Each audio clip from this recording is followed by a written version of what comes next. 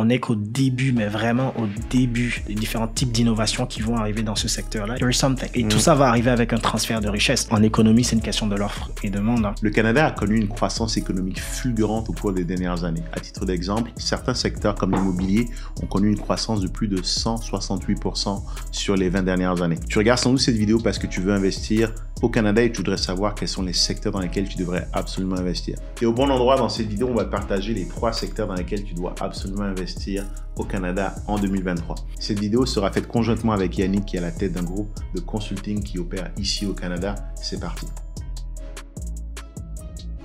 Salut Yannick, ça va bien? Super bien, et toi? Très bien, très bien. Écoute, dans cette vidéo, on va couvrir les 3 secteurs dans lesquels il faut absolument investir en 2023. Et ce que j'ai voulu faire, j'ai voulu t'inviter à cause de ton expertise. Peux-tu rapidement te présenter à mon audience? Absolument. Bah, écoutez, donc moi, c'est Yannick Chom. Je suis le CEO d'une holding d'envergure internationale qui rassemble plus de 20 années d'expérience multisectorielle à son actif. On conçoit, on finance et on exécute des projets d'infrastructure dans divers domaines pour aider nos clients, partenaires, gouvernements, corporations, personnes physiques à atteindre leurs objectifs. Excellent, excellent. Yannick, rentrons dans le sujet. Quels sont les 3 secteurs, d'après toi, qui vont connaître une très forte croissance dans les années à venir et dans lesquels nos auditeurs gagneraient énormément à investir? Je pense que l'énergie renouvelable se pose en première position, selon moi. Très intéressant. Pourquoi? Ouais, parce que lorsqu'on regarde un peu le marché, on regarde un peu les engagements des divers gouvernements, en l'occurrence sur les accords de Paris, il y a une tendance à aller vers l'énergie renouvelable. Comme étant un secteur d'avenir. Je pense qu'on peut regarder un peu déjà le comportement de l'industrie automobile qui est en train de shifter vers des véhicules à batterie, par exemple. Il y a une recherche vers l'hydrogène qui serait peut-être une source autre que le solaire ou autre chose comme l'électricité. Donc, il y a une grosse recherche qui se fait dans ce secteur-là.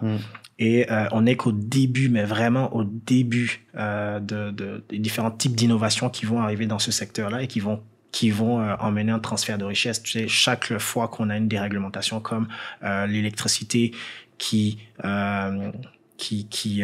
pour l'instant n'est pas encore déréglementée au Québec, mais à chaque fois qu'il y a ce genre de déréglementation dans divers secteurs d'industrie, il y a un transfert de richesse. Et là, on peut le voir avec l'énergie renouvelable parce que tu as plusieurs personnes qui vont avoir une certaine autonomisation. C'est des personnes qui pourront avoir des maisons avec du solaire, avoir une énergie circulaire chez eux-mêmes, peut-être éventuellement le vendre et revendre cette énergie-là sur le grid du gouvernement. Donc, il y a plusieurs possibilités, il y a des choses qui se font en ce moment. Et je pense que je suis tout à fait d'accord avec toi et pour la raison suivante, c'est que pour avoir un essor dans une économie, il faut qu'il y ait certains critères qui soient réunis. Il faut qu'il y ait une gouvernance. Donc, une volonté au niveau des gouvernements de développer un secteur. On peut l'appeler un désir d'aller vers le renouvelable ou du green bashing, peu importe, mais il y a effectivement une volonté manifeste en Amérique du Nord, surtout au Canada avec le gouvernement qu'on a actuellement, de pousser vers les énergies renouvelables. Tout à fait. Ça va sans doute entraîner, comme tu le dis, une déréglementation du marché ou à minima, ça va entraîner vraiment des conditions un terreau fertile qui va permettre l'essor de nombreuses compagnies, de beaucoup d'innovations et qui dit innovation dit création de valeur et qui dit création de valeur dit profit. Tout à fait. Je pense que c'est la première raison pour laquelle c'est un secteur très intéressant dans lequel il faut investir. La deuxième raison aussi, je pense qu'on a la chance au Québec d'avoir accès à beaucoup de ressources naturelles. Qui dit énergie renouvelable dit accès, par exemple, à de l'eau, à du vent. On a des terres qui sont très grandes, accès à du soleil. On a la chance d'être un continent qui est très vaste, qui nous permet d'être exposé à plusieurs saisons en même temps, qui permet d'avoir accès à différents types de climats et donc d'aller chercher de l'énergie dans les éléments naturels. On a la chance aussi d'avoir accès à un gros marché en dessous de la frontière. Donc, on parle de volonté gouvernementale de promouvoir l'essor d'un marché.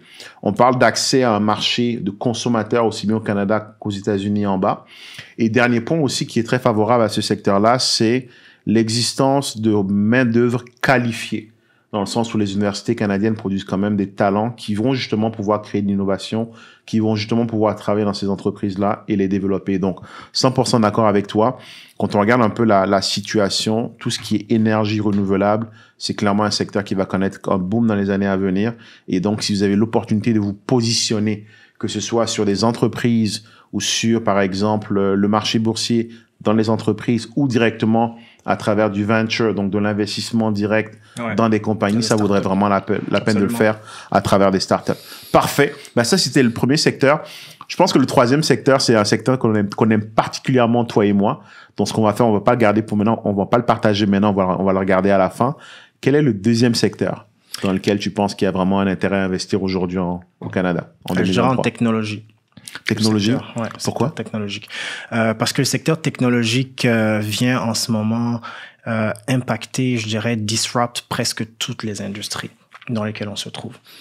Tu peux regarder un peu ce qui se passe avec, que ce soit ChatGPT, c'est la capacité d'une intelligence artificielle à rédiger des articles ou à process de l'information tel que ça fait.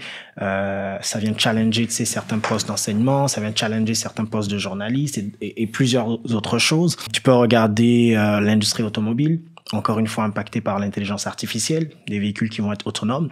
Donc aujourd'hui, si tu es un conducteur de bus, un conducteur de truck de longue distance et que tu ne cherches pas à faire une réorientation, sachant que bientôt les camions, les trucks vont être conduits d'une zone A à une zone B toute seule, there is something. Et tout ça va arriver avec un transfert de richesse, avec des startups, des innovations qui vont se développer dans ce secteur-là. Et il y a un potentiel énorme. On est au début de ce virage technologique-là. Il y a une possibilité de capitaliser sur ces innovations qui vont arriver. Ouais, et je vais renchérir là-dessus en disant, à nouveau, je regarde toujours aussi, avant de choisir un secteur d'investissement, je regarde toujours un peu le terreau, je regarde toujours un peu les conditions qui entourent ce secteur d'investissement. Et ce qui est intéressant dans la technologie, c'est aussi à nouveau l'accès à des ressources qualifiées. Les universités canadiennes, que ce soit même à Montréal, Concordia, McGill, produisent des talents qui créent les startups de demain. Donc ça, c'est une chose qui est très importante. Montréal, en plus, toujours en étant sur Montréal, est un peu l'un des hubs avec Toronto pour l'intelligence artificielle au monde. On a des savants comme Yoshua Bengio qui sont des sommités au niveau mondial et qui drivent justement l'innovation. C'est des gens que j'ai eu l'occasion de rencontrer quand je développais Upkey, qui est ma startup dans le domaine technologique et immobilier. On a intégré NextAI, qui est un incubateur pour startups, pour jeunes pousses. Et c'était assez impressionnant de voir le tissu et surtout la profondeur avec lequel le tissu, tout ce qui est AI était développé à Montréal, mais aussi à l'échelle du Canada. Donc clairement, je pense que la technologie va être un secteur qui va boomer. L'autre élément aussi pour lequel je pense que la technologie va boomer, c'est parce que on a, avec ce qui se passe au niveau mondial, avec les différents conflits, on va avoir une sorte de protectionnisme. C'est-à-dire que de plus en plus des pays comme les États-Unis vont vouloir garder tout ce qui est développement, recherche et développement, technologie in-house. Et donc, ils vont soit le faire chez eux, ou viendront le faire chez leurs voisins où est-ce que la main-d'œuvre coûte un peu moins cher, la main-d'œuvre qualifiée coûte un peu moins cher, c'est-à-dire le Canada. Donc, je pense qu'on va avoir vraiment accès à beaucoup de fonds qui vont être investis dans cette industrie-là pour la développer.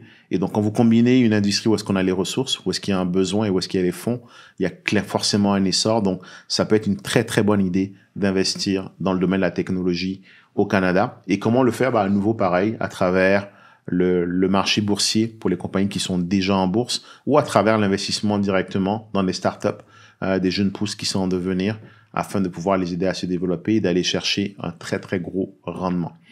Parfait. Parlons du troisième secteur. Je pense que c'est celui que toi et moi, on affectionne le plus, celui dans lequel on est impliqué le plus, mais qui, d'après moi, va vraiment toucher à l'essence de ce que les gens vivent au quotidien, qui est un besoin intrinsèque, qui est l'immobilier.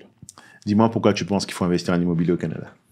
Écoute, je pense qu'il faut investir en immobilier parce qu'il y a un gros déficit énorme à l'échelle pan-canadienne, en fait, en immobilier.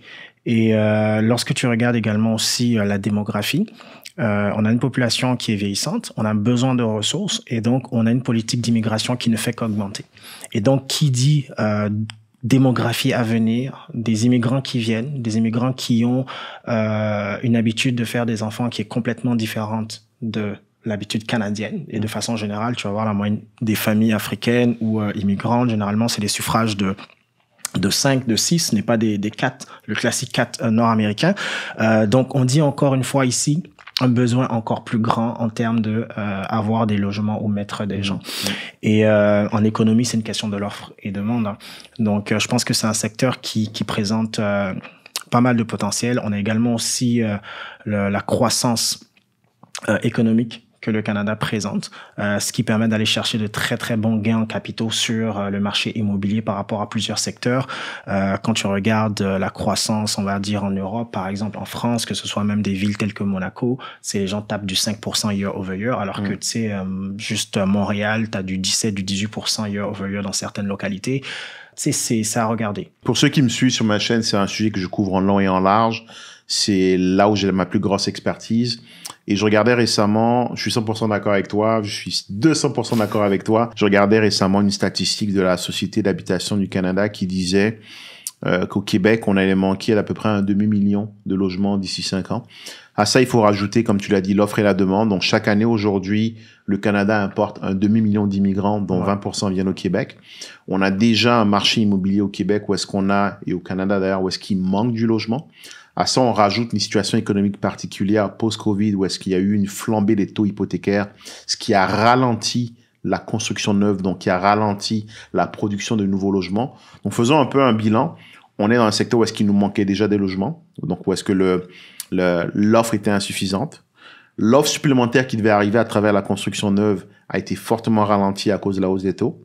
En plus de ça, on a une croissance démographique qui est instantanée. On ne parle pas ici d'une croissance régulière à travers la natalité, mais bien d'une croissance forcée qui est nécessaire, qui est très bonne pour le Canada à travers l'immigration. Donc, on parle d'un demi-million d'immigrants chaque année et ces chiffres vont augmenter. On avait déjà un déficit d'offres. On va augmenter la demande. C'est clair que ça va boomer. Ce matin, il y avait un rapport qui annonçait qu'il y aurait une hausse de 30% des loyers en région métropolitaine de Montréal dans les mois à venir. Absolument. Donc, je pense que s'il y a un secteur qui dit augmentation de loyer, dit augmentation de valeur. Donc, s'il y a un secteur actuellement dans lequel il faut absolument investir, c'est bien l'immobilier nord-américain, c'est bien l'immobilier canadien. Absolument. Et c'est aussi pour ça qu'on a développé notre expertise. Donc, 100% d'accord avec toi. Écoute, Yannick, merci beaucoup. Avant de conclure cette vidéo, ce que je voudrais faire, c'est, si vous n'êtes pas encore abonné, pensez à vous abonner à ma chaîne, activer les notifications et mettre un commentaire me disant quel est le secteur dans lequel vous souhaitez investir. Yannick, est-ce que tu avais un mot de la fin? Comment est-ce qu'on te contacte, Yannick? Comment est-ce qu'on te trouve sur les réseaux sociaux? On me trouve sur les réseaux sociaux à travers notre site internet, thechumconsulting.com. Merci encore and thanks for having me. Excellent. Ça fait le tour de la vidéo. On se dit à une prochaine fois pour une autre vidéo. Salut.